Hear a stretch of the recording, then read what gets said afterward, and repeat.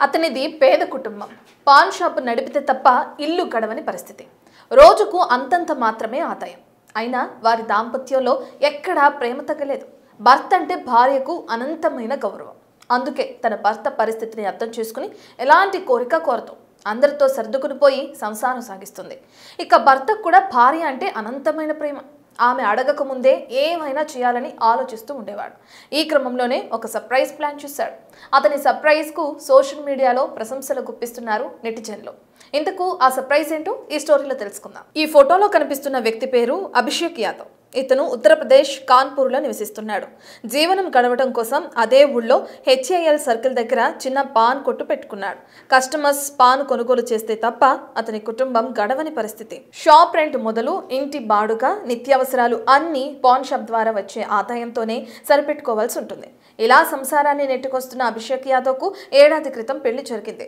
భార్యను మంచిగా చూసుకోవాలన్న ఆలోచనలో భాగంగా ఒక సర్ప్రైజ్ ప్లాన్ చేశాడు. వివాహం అయినప్పటి నుంచి తనను ఎలాంటి డిమాండ్ చేయని సహచరునికి గొప్ప గిఫ్ట్ ఇవ్వాలని సంకల్పించాడు భర్త అభిషేక్ యాదవ్.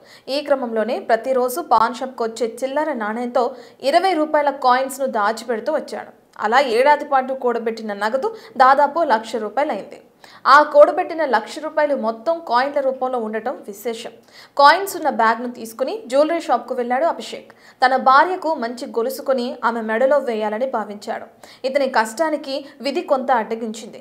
ఏడాది క్రితం 70,000 లోపు ఉన్న బంగారం ధర అమాంతం 1,00,000 దాటింది.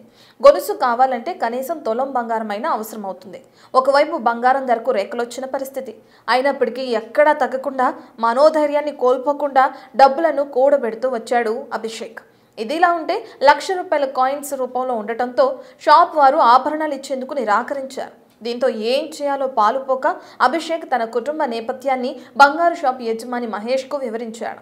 తన భార్యకు గిఫ్ట్ ఇవ్వాలన్న ఉద్దేశంతో ఏడాది పాటు ఇలా చిల్లర డబ్బులను కూడబెట్టానని, ఆమెంటే తనకు చాలా ఇష్టమని, ఎలాగైనా బంగారు గొలుసు తీసుకుని వెళ్లి ఆమె మెడలో వేయాలని షాపులోని వారికి విన్నవించుకున్నాడు.